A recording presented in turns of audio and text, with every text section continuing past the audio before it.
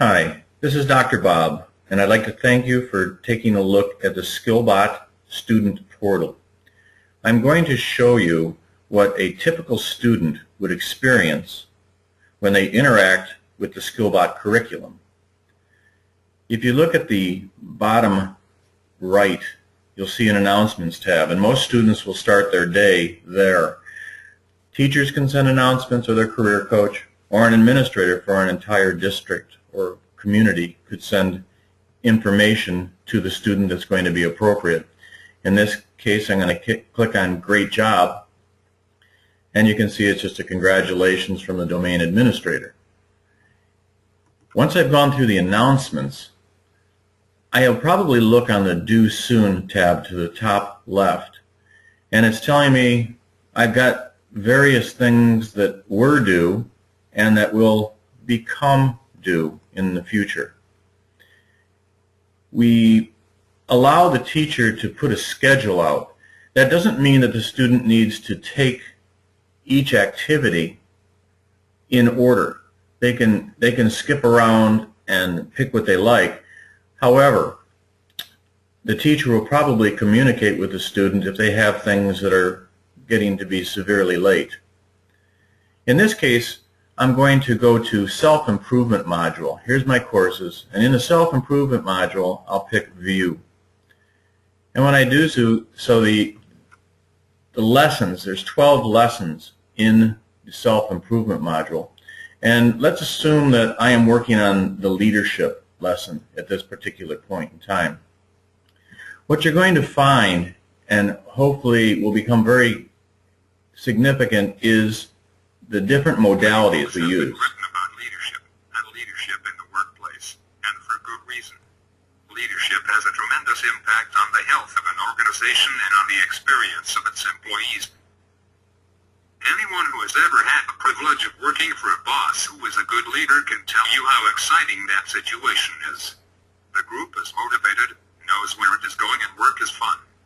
On the other hand, working for a poor leader can be unpleasant or downright awful, as direction is non-existent and problems spiral out of control.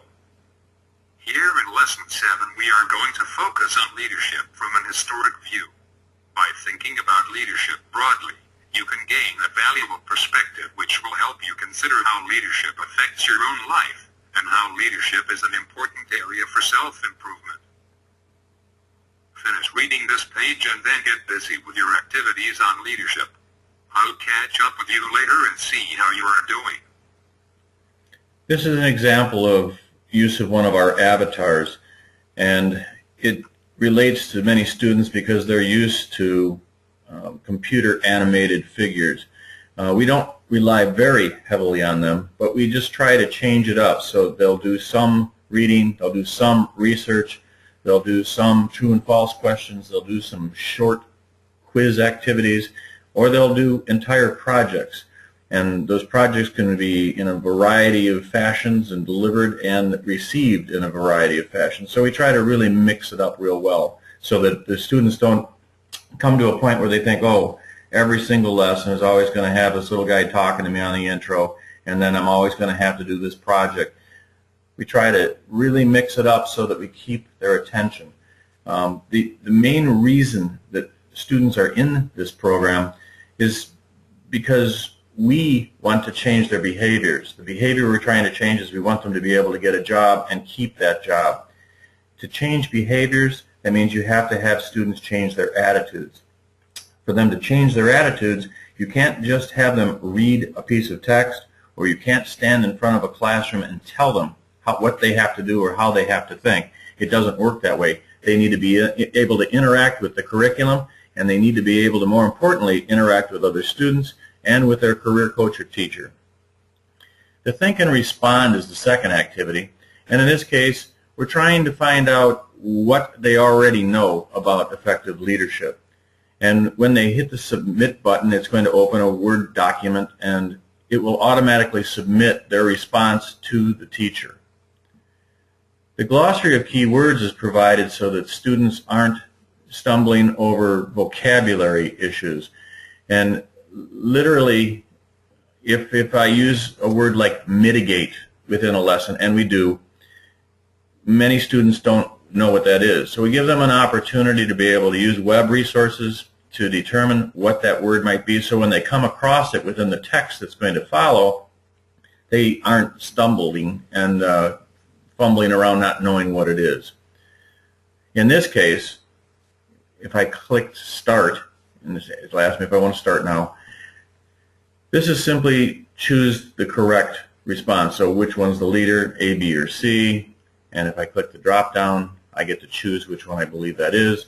And that also is submitted directly to the teacher, and it's automatically graded for them, so that the teacher isn't spending a great deal of time doing mundane grading. We try to put the career coach or the teacher in a place where they are more guiding and coaching students and promoting them to go ahead and develop different attitudes and different sets of ways of thought about what's going to be effective in the workplace. The pre-quiz is the final activity that literally gives the teacher input as to where the students are that are enrolled within that classroom, because the classroom might be a brick and mortar school, or it may be a virtual school where they never even meet. The Role Play Center video, there's one in each lesson, there's 60 different lessons within the curriculum, is put there so that we set a tone, and it gives us a place to start bouncing ideas around. Students are very often uncomfortable until they've been prompted.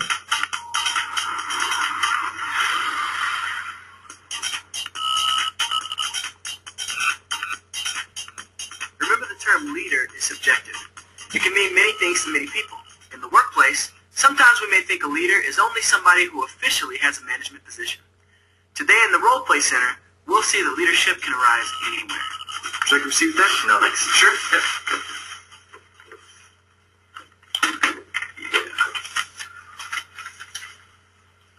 You got a problem with that? No. I have a problem with that. The boss will never find out. Besides, why he pays us here, I think I deserve it. You look the other way for me, I'll look the other way for you. Deal? No, sorry, I can't do that. Look, you don't have to do anything. Just mind your own business. You know what? This is my business. You looking for trouble? No, but Hey, she's right. What you're doing is wrong, man. Look, split it 3 ways. no. I was just kidding. I wasn't really going to take it.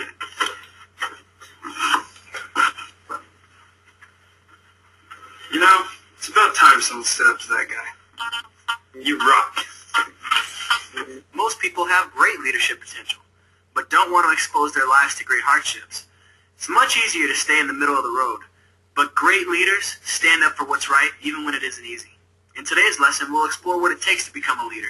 I'm Abe, and we'll see you next time at the Role Play Center.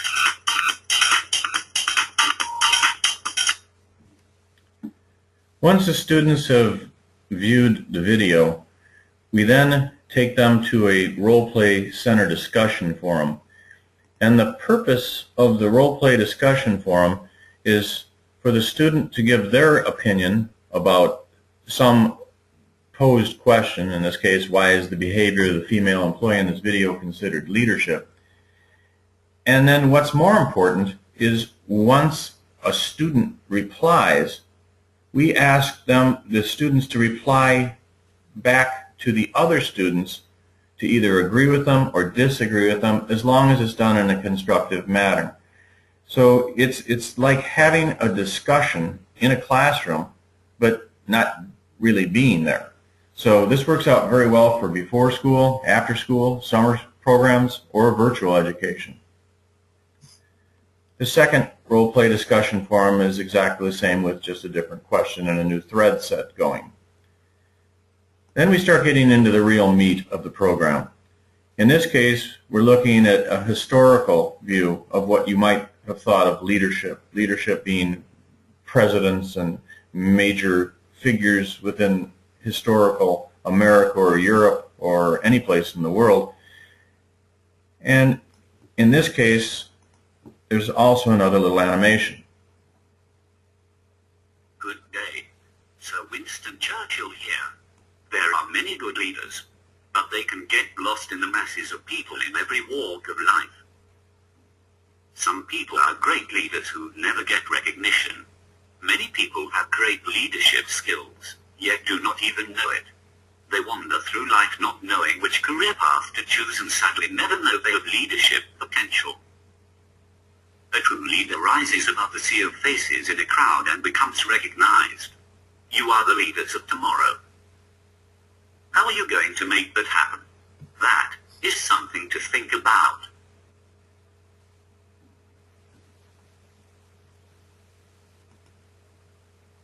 So we have a little bit of history, and then we move to a discussion forum.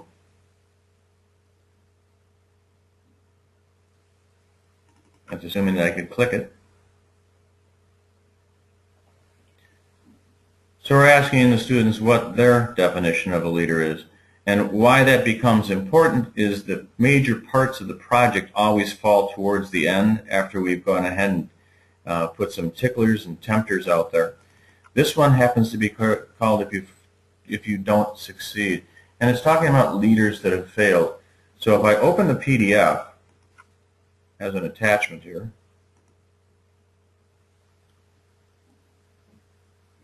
it'll subdivide leaders, heroes, and role models who have failed. And we have business gurus in here.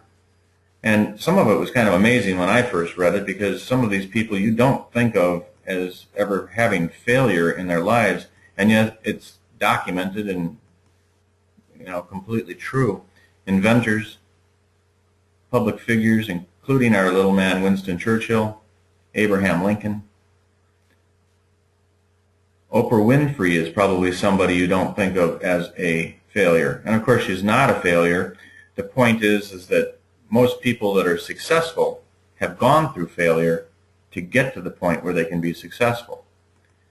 We have Hollywood people, writers and artists, movie people, writers, authors, poets, musicians, athletes.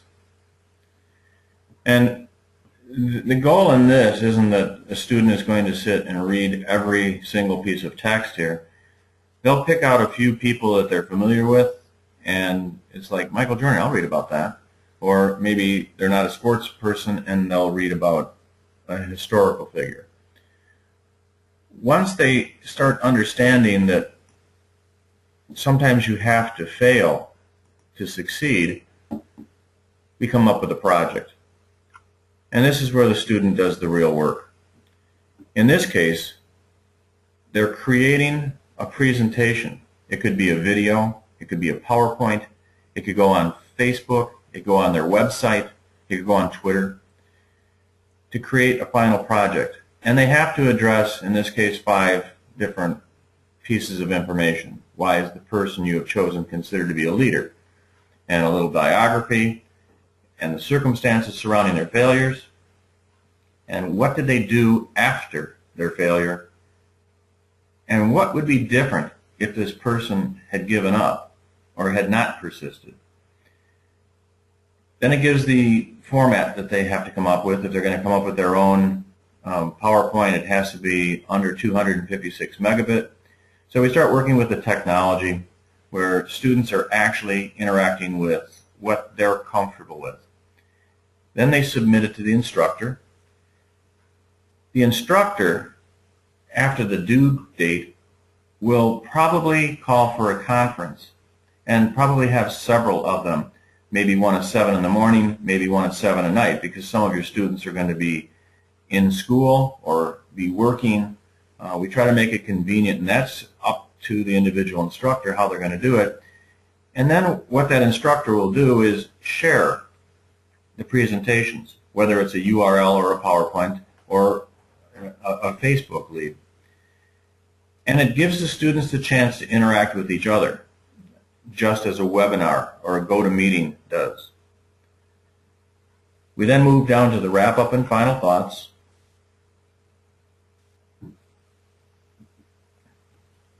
And in this case, I'll let the avatar go first. So, have you learned a few things about leadership in this lesson? Remember that a successful employee functions effectively in a team environment. A team player understands what skills he can bring to the group and how best to implement them so as to complement, not overshadow, others. You have also had the opportunity to understand how leaders come to be, and how there are many qualities and characteristics that can be used to define leadership. Lesson 8 will continue to focus on leadership. Remember what you have learned here and keep up the good work. What's truly important about this activity is they're going back to the think and respond questions, which was way up at the second piece before we introduced any materials. And now what we're hopefully seeing is maybe a difference in thought about leadership. And then every lesson ends up with situational judgment questions. And in this case, we're posing questions. Actually, in most of the cases, we're posing what if. So Chuck's a new employee and he's in charge, blah, blah, blah. Which of these is the best answer? Some of these are relatively easy, and some of them are really very challenging. But it gives the instructor a really good idea as to whether this lesson on leadership style has accomplished what we're trying to accomplish. And because leadership is such an important piece, Lesson 8 is also on leadership, and it's part 2 of this two-part piece. I hope you've enjoyed taking a look at the student portal and having some ideas to what the student might see. Thank you very much.